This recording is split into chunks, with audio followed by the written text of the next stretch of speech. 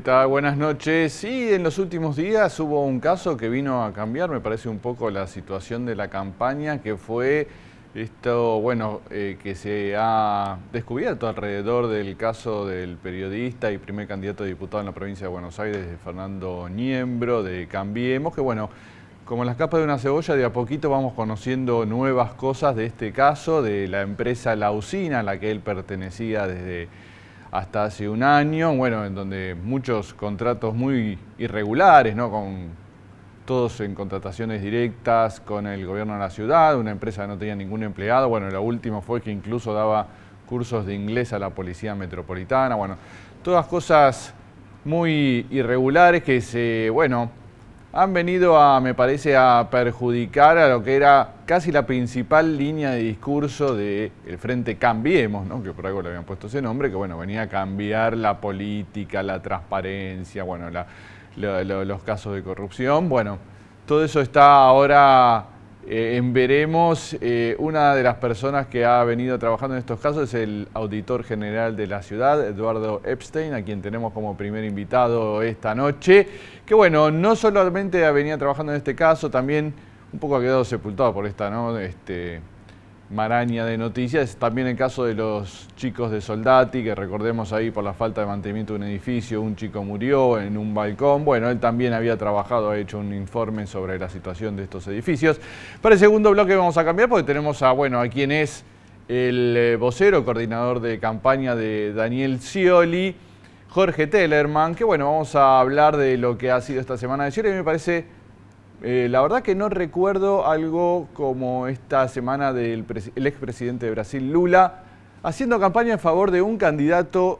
La verdad que yo no lo había visto, por lo menos en Argentina, una situación de un dirigente tan importante de otro país viniendo acá a apoyar a uno de los candidatos presidenciales. Así que vamos a estar hablando con él de eso. Así que bueno, ya vamos a la pausa y con nuestro primer invitado de esta noche.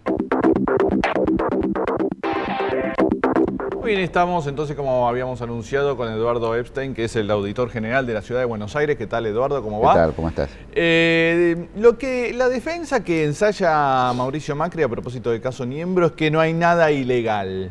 ¿Eso es exactamente así? No, yo creo que, digamos, el que tiene que decir si es legal o no es la justicia, no Mauricio Macri. Lo que está clarísimo es que han utilizado un mecanismo que ni siquiera es de contratación, sino que es un mecanismo de aprobación de gastos para situaciones de excepción, para situaciones de emergencia.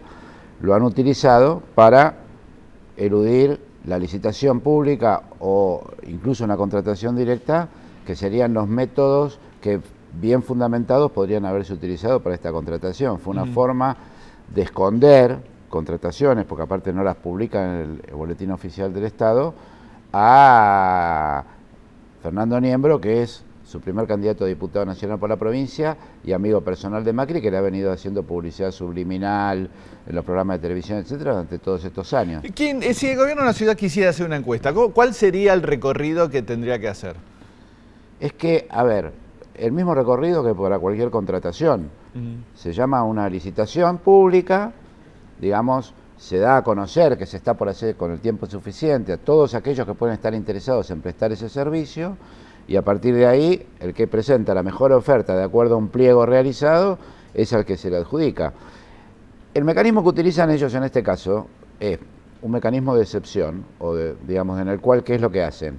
Invitan a un conocido con 3 presupuestos, lo contratan, ¿no es cierto?, y después aprueban el gasto. ¿Por qué? Porque es un mecanismo que está previsto para emergencias. Por ejemplo, la de Soldati. A ver, Soldati está declarada la emergencia desde el año 2001. Para arreglar esos balcones en Soldati o esas escaleras se podía haber llamado a un contratista, pedir 3 presupuestos y rápido por el 556 arreglarlo, porque había riesgo para la vida de los chicos. Sí. En una encuesta no aparece para nada claro, aparte una encuesta que llevó un año. Ahora yo te concedo, a ver, digamos que la encuesta era urgente, la encuesta.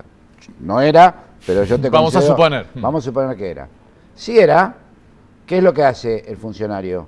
Va al registro de proveedores de la ciudad de Buenos Aires. Claro. Y busca proveedores de encuestas, que son los que pueden prestarle el servicio. Bueno, Niembro tampoco era proveedor de encuestas. No estaba registrado como proveedor de encuestas, ni el objeto social de la usina tenía por objeto hacer encuestas. Él mismo reconoce que subcontrata. Con lo cual la pregunta es, vos tenés que contratar con urgencia y vas a buscar a uno que no hace eso para que subcontrate. La verdad, van contra la inteligencia promedio del porteño. ¿El objeto social cuál era supuestamente? Porque sabemos que se había formado más o menos para la misma época de los contratos, ¿no? ¿Y cuál era el objeto social? No, el objeto social de la sociedad propiamente dicha era hacer publicidad. Y estaban inscriptos en la AFIP como para hacer tarot, hacer astrología. La verdad que es insólito, servicios personales que dan, estaban como servicios personales en la AFIP, en el objeto social podían hacer publicidad. Encuestas, en ningún lado. Pero aparte, a ver, lo de Niembro era un polirrubro, quiero decir. No, porque esto que, por ejemplo, lo que se supo ayer, creo, esto Sí. de los cursos de inglés a la Policía Metropolitana. ¿Eso Bueno, claro, eso es con la escuelita de formación deportiva. Inglés a la Metropolitana, computación en el Instituto de la Carrera, encuestas en espacio público, distribución de folletos en educación y en desarrollo social, tratamiento de fluentes. Tiene una contrata que no se sabe muy bien qué es, ¿para qué? Tratamiento de fluentes. A ver, da toda la sensación de ser un polirrubro organizado como un mecanismo de recaudatorio, ya no sé si del propio Niembro solamente o para financiar campaña. La verdad que llama la atención, bueno, la reacción de Macri fue hablar de una campaña sucia del kirchnerismo. Y bueno, una forma de ratificarlo fue ayer, fue a una recorrida en el conurbano junto con María Eugenia Vidal y con Niembro, ¿no? Y a mí me preocupa lo de Macri porque, a ver, si bien ayer ya empezó a decir que él ni siquiera sabía que existía. Que no sabía que existía la usina. No ¿Eso sabía. es posible? Y puede ser que no lo supiera. Yo creo que lo que él debe haber ocurrido, que le debe haber dicho ayúdenlo a Fernando y después los funcionarios. O sea, puede ser o no. No sé si conocía o no conocía la usina. Lo que no puede ser como jefe de gobierno que es que no dé la explicación clara. Él sale a decir, María Eugenia Vidal salió a decir que no era obligación la publicación en el boletín oficial. A ver, el artículo 1 de la Constitución de la Ciudad de Buenos Aires del año 96 dice todos los actos de gobierno son públicos. Y no es que sea el artículo 1 por casualidad de esa Constitución. Acordate, veníamos de los gastos reservados de Menem. Entonces, la ley de 70, la ley de compras y contrataciones, todas plantean muy claramente que los actos de gobierno y las contrataciones, todo, no hay nada que no pueda ser publicado en el boletín oficial del Estado. Estas contrataciones no están tampoco publicadas en el boletín oficial. Es decir, que las escondieron. La verdad, digamos, Macri tendría que estar aclarando todas estas cosas, porque si él quiere ser presidente de la Argentina, tiene que tener credibilidad ante la sociedad. Él actualmente es jefe de gobierno de la Ciudad de Buenos Aires y no está aclarando nada. Está diciendo, todo fue legal. La verdad, que explique por qué fue legal. Nosotros estamos planteando claramente que lea el decreto 556 y me explique por qué lo utilizan para hacer otra cosa que no es lo que tienen que hacer con ese decreto. Bueno, primero Niembro había dicho que se había, separado de esta sociedad y que ya no tenía nada que ver, pero después se supo que el socio también formaba parte de la misma lista que él, nada más que en un puesto sin expectativa, no era candidato suplente. Dijeron que supuestamente va a renunciar a ese puesto por incompatibilidad. Sabemos que hay una causa judicial, hubo algún procedimiento de un fiscal en el gobierno de la ciudad. ¿Qué responsabilidad podría tener, qué consecuencias judiciales podría tener tanto para Macri como para Niembro esto? A ver, desde el punto de vista judicial, yo la verdad no soy ni siquiera abogado, o sea, no conozco el Código Penal, etcétera. Lo que te puedo decir es que los funcionarios que firmaron los 556, que lo que pasa es que... Los 556 son los decretos que autorizan este tipo de... Que aprueban estos gastos. Lo que pasa es que el 556 también está previsto para ser firmado por funcionarios de tercera línea. O sea, seguramente los que van a terminar complicados desde el punto de vista de la administración son directores generales, no va a ser ningún personaje conocido del gobierno. ¿Por qué? Porque también forma parte, digamos, lo mandan para abajo, lo firma uno de tercera línea, un director general, porque es justamente así que se hizo esto. Está bien. Y veremos qué pasa, porque hay una candidata de Cambiemos que va al Parla Sur, que está haciendo una campaña diciendo chau fueros.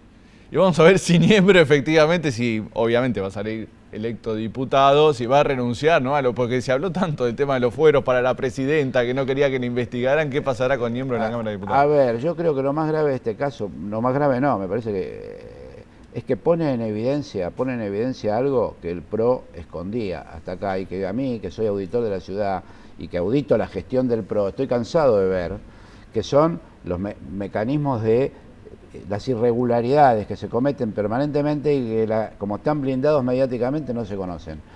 Ellos han estado haciendo campaña en base a la transparencia y la verdad que de transparente tienen poco. Muy bien, Eduardo Epstein, auditor general de la Ciudad de Buenos Aires, muchas gracias por estar aquí. Gracias a usted. Nosotros vamos a la pausa y seguimos.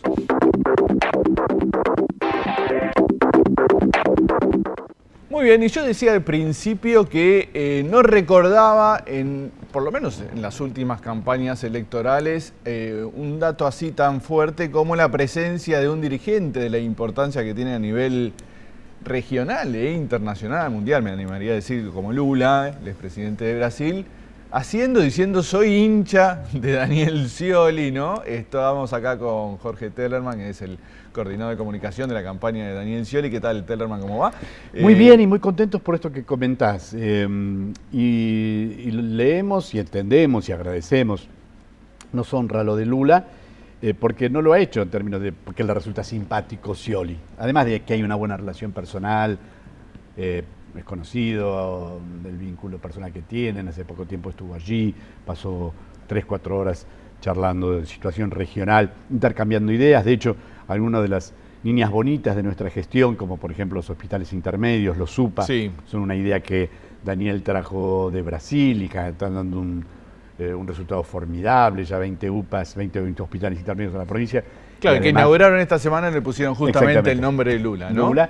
Pero me parece que no es por una cuestión de simpatía solamente, que es importante los vínculos personales, mucho más en esta época, las diplomacias presidenciales hacen mucho, pero tiene que ver con algo mucho más sustantivo, que es la comunidad de valores y la comunidad de ideas, la comunidad de ideologías, la misma creencia con certeza, con pasión en los beneficios de la integración, una integración además no de cualquier manera, sino una integración a partir de políticas que conciben al Estado de una manera determinada, que conciben la presencia regional frente a los poderes internacionales, que ayer en relación con eso la Argentina y el mundo ha tenido una fantástica noticia, sí, con el fallo de Naciones Unidas, poniendo los puntos sobre las IES de esta forma tan abyecta del capitalismo salvaje como son los fondos buitres que andan revoloteando los países en necesidades para comprar por migajas deudas que después reclaman a precio oro.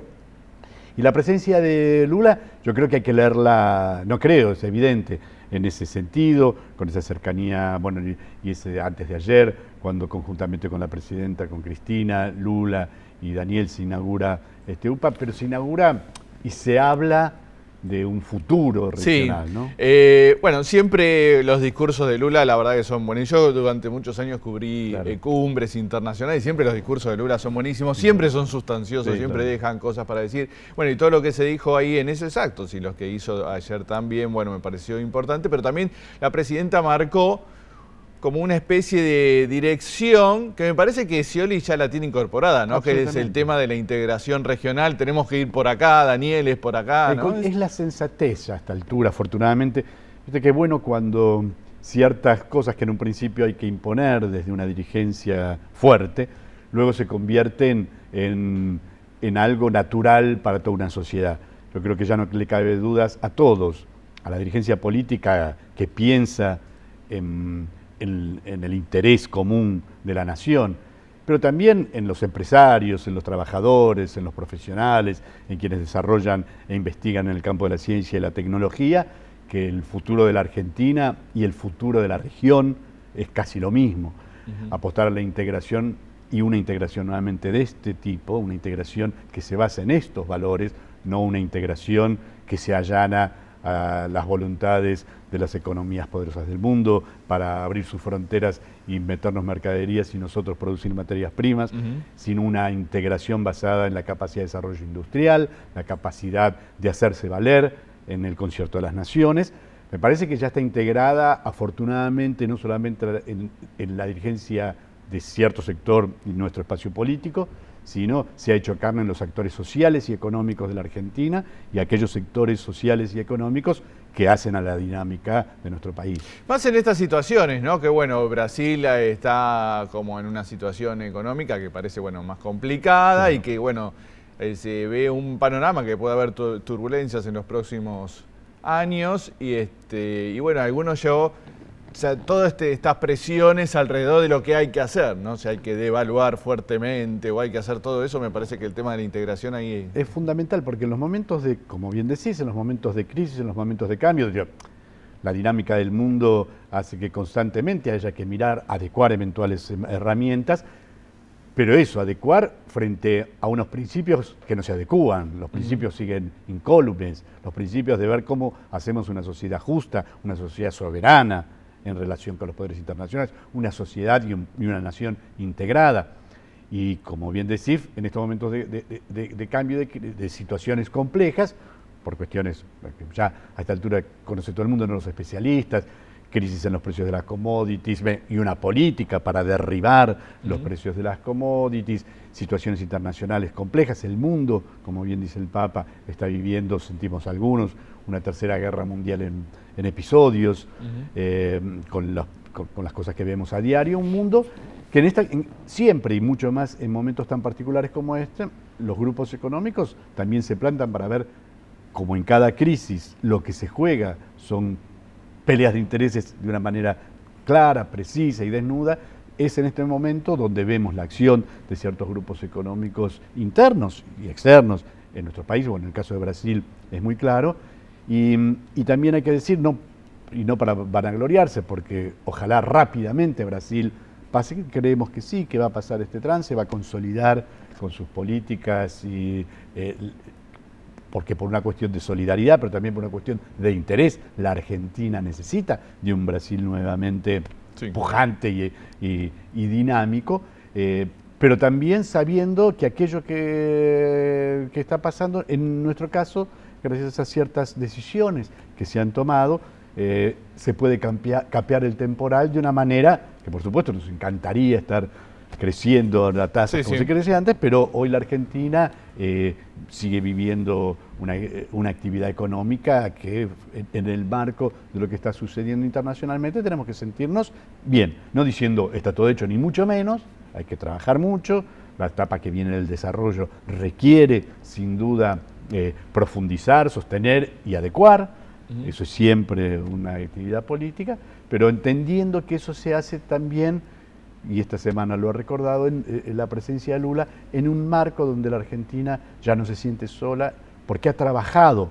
para no sentirse sola y ha trabajado de una manera estratégica y primordial ese vínculo regional. Te quería preguntarte, Lerma, a propósito de, bueno, este clima que se ha instalado en los últimos días de campaña, esta decisión de, bueno, en Tucumán, de la oposición de levantarse del escrutinio y no participar más, cosas que se empiezan a ver ya con Chaco, que es la próxima elección. Sí, han aparecido informes sobre la situación en Chaco. ¿Qué pintan? Yo digo, bueno, hay como un clima, me parece, previo al 25 de octubre. ¿No? La primera vez uno podía decir, bueno, en fin, son porfiados. La segunda vez ya dicen, ahora ya exagera y me parece que ya la sociedad dice, bueno, muchachos, paren un poco, busquen otros argumentos.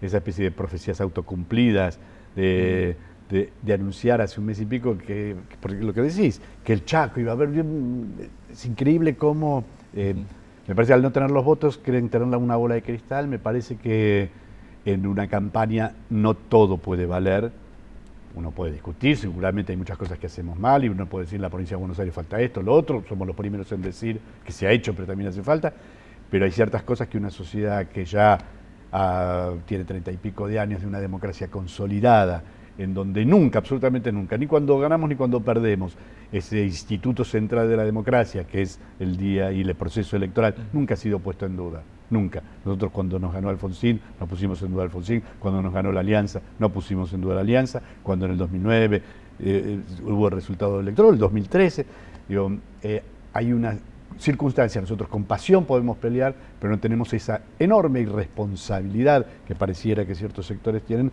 de intentar poner en duda, yo creo que la sociedad no se comió ese amague, pero intentar poner en duda el instituto fundamental de una democracia, que es el proceso electoral.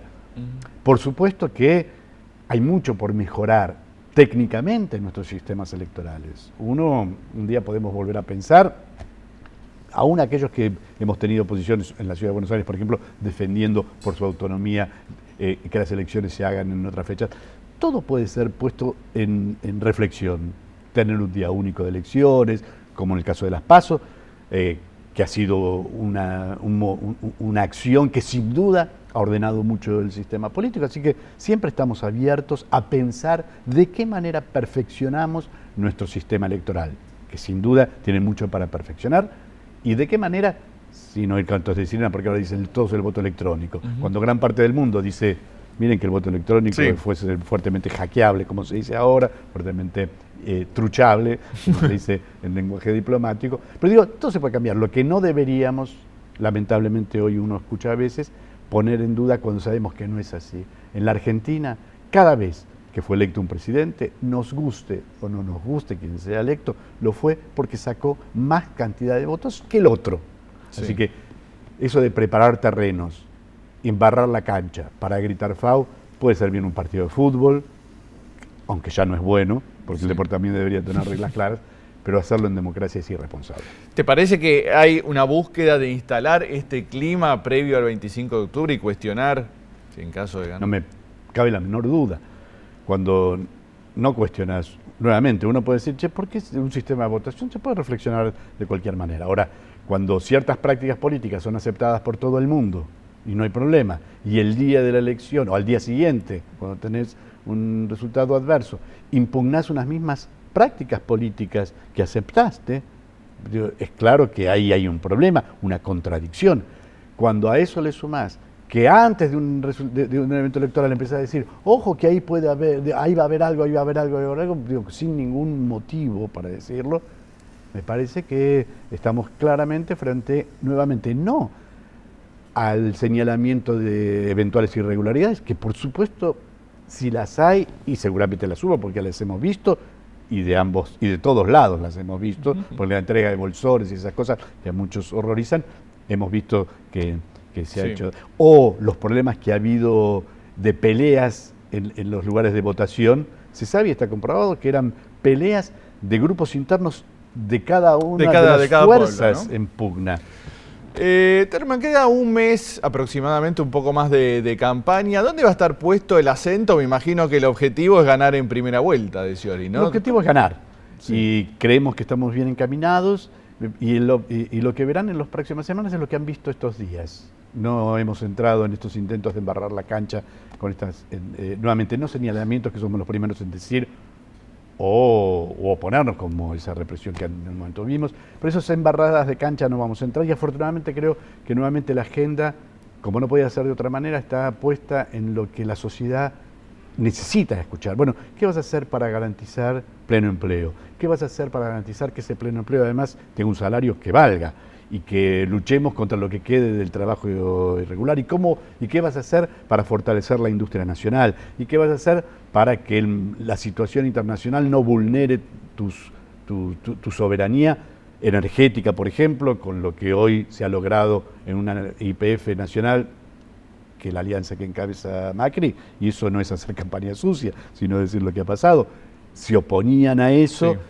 Y hoy vemos que es la llave maestra para luego lograr la soberanía energética, o que las AFJP eran una ignominia, no es campaña sucia decir que ellos se negaron y se opusieron. Hace pocos días dijeron, yo volvería a votar en contra. Sí.